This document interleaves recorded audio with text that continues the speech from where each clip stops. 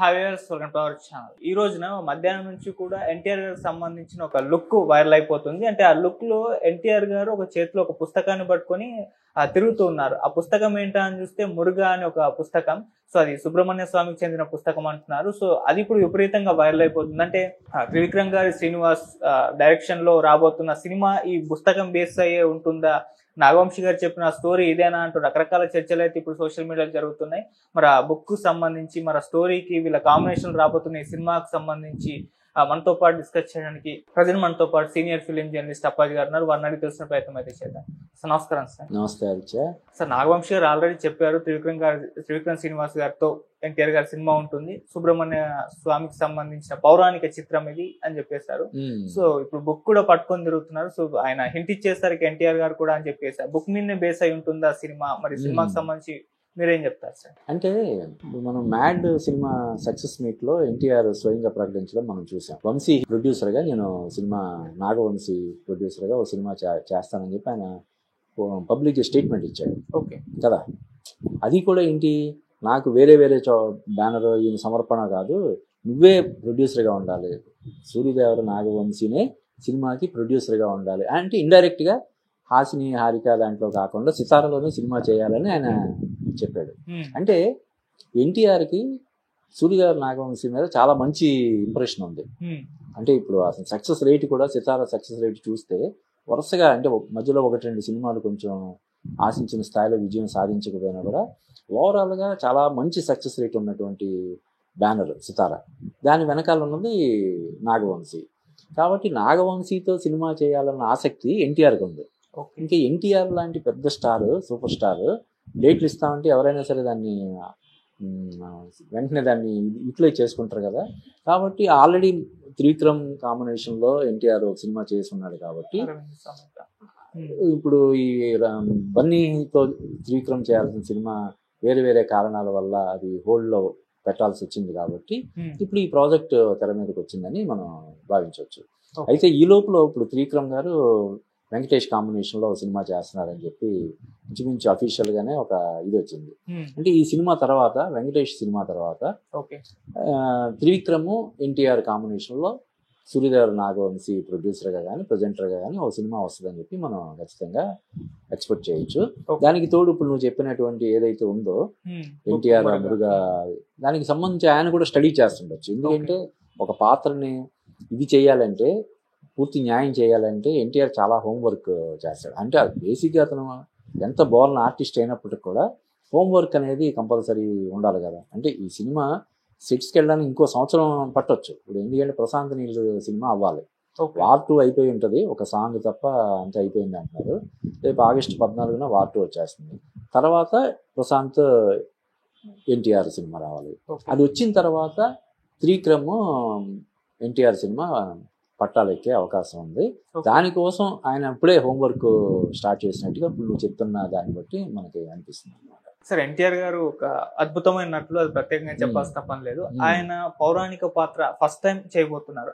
ఆయన చేయాలని చెప్పేసి ఎంతో మంది కోరుకున్నారు. అంటే యమదొంగలు ఆ స్టైల్, ఆ డైలాగ్ డెలివరీ ప్రత్యేకంగా అందరూ కూడా చూస్తారు.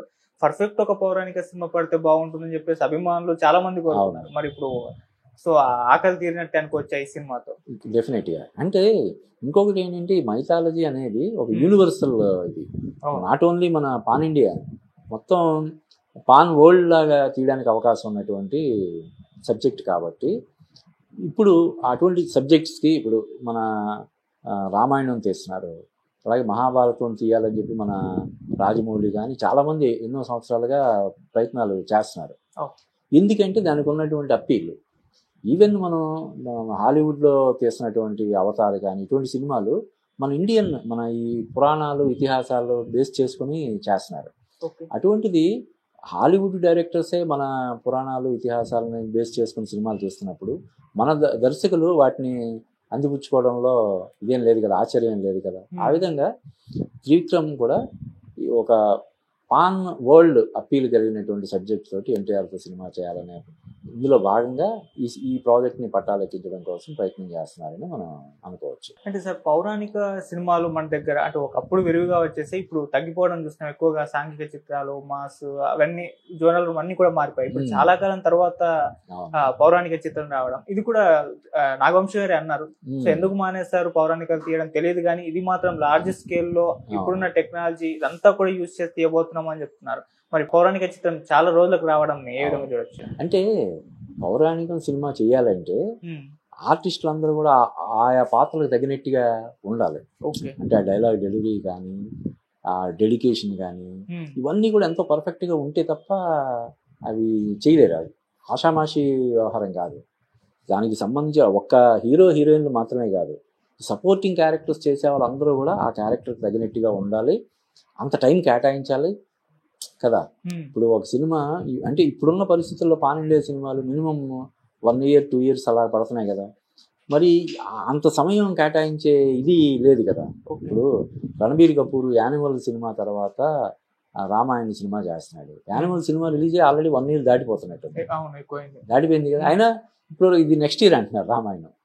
అంత టైం కేటాయించాల్సినటువంటి పరిస్థితి కాబట్టి ఆ డిక్షన్ పరంగా కానీ, ఆ ఆహార్యం కానీ, ఆ గెటప్స్ కానీ, ఇవన్నీ ఎంతో డెడికేషన్ తోటి చేయాలి. కాబట్టి వీళ్ళందరూ కూడా ఇప్పుడు మనం ఒక మాయాబజారు, ఒక ఇటువంటి సినిమాలు చూస్తే చూడు, అందులో ఎన్టీఆర్, ఏఎన్ఆర్, సావిత్రి, ఇలాగే ఎస్వి రంగారావు, వీళ్ళందరూ గొప్ప గొప్ప అందరూ నటీనటులందరూ కూడా ఉంటారు ఆ సినిమాలో. ఇప్పుడు ఉదాహరణ మాయాబజార్ని ఎవరైనా రీమేక్ చేయాలనుకుంటే ఎస్వి రంగారావు క్యారెక్టర్ ఎవరు చేస్తారు? సరే, ఎన్టీఆర్ క్యారెక్టర్ ఎన్టీఆర్తో చేయించవచ్చు, ఏఎన్ఆర్ క్యారెక్టర్ నాగ చైతన్య తోటి అది చేయించు. మిగతా క్యారెక్టర్లన్నీ ఒక సావిత్రి లేకపోతే ఇంకొకటి ఈ క్యారెక్టర్లన్నీ తీసుకురావాలంటే చాలా కష్టం కదా. అందువల్ల ఇది కొంచెం గ్యాప్ వచ్చింది, పౌరాణికాలకి బాగా గ్యాప్ వచ్చింది. మళ్ళీ ఇప్పుడు ఈ పాన్ ఇండియా ఎఫెక్ట్ కావచ్చు, పాన్ వరల్డ్ ఎఫెక్ట్ కావచ్చు, ఈ పౌరాణికాలను మళ్ళీ ప్రేక్షకులకి పరిచయం చేసే. ఇప్పుడు అంతకుముందు గుణశేఖర్ కూడా రుద్రమదేవి తర్వాత, మన శాకుంతలం తర్వాత హిరణ్యకశిప ప్రాజెక్ట్ ఒకటి చేయాలని చెప్పి అనుకున్నాడు రామాతోటి. అయితే శాకుంతలం సినిమా అది డిసప్పాయింట్ చేయడం వల్ల ఈ ప్రాజెక్ట్ని పక్కకు పెట్టారు. అయితే ఈ ప్రాజెక్ట్ అప్పుడు త్రివిక్రమ్కి అనౌన్స్ చేశారు. యాక్చువల్గా గుర్తుందా నీకు? గుణశేఖర్ ఆ విషయంలో హర్ట్ అయ్యి ఆయన కూడా ట్వీట్ చేశాడు, ఇది చాలా అన్యాయం అది ఇది అని చెప్పి. అలాగా ఈ పౌరాణికాలకు ఇప్పుడున్న డిమాండ్ దృష్ట్యా ఇప్పుడు త్రివిక్రమ్ కూడా వీటి మీద మనం దృష్టి పెట్టాడని చెప్పి మనం చెప్పొచ్చు. పైగా ఎన్టీఆర్ ఎంత అద్భుతమైన నటుడో మనకు తెలుసు. రాముడిగా కానీ, కృష్ణుడిగా కానీ, అర్జునుడిగా కానీ, ఇలాగే ఏ పాత్రలో అయినా అలవోకగా ఒదిగిపోగలిగే ఒక ఇది ఆయనకు ఉంది. కాబట్టి ఆయనతో ఖచ్చితంగా పౌరాణికాలు చేస్తే డెఫినెట్గా అవి పాన్ వరల్డ్ రీచ్ ఉంటుందని చెప్పి మనం చెప్పొచ్చు. చివరిగా సార్, ఇప్పుడు ఎన్టీఆర్ గారి లైన్అప్ చూసుకుంటే వార్ 2 అయిపోయినట్టు అనుకోవచ్చు. తర్వాత నీల్ గారితో ఆ ప్రాజెక్ట్ ఉంటుంది.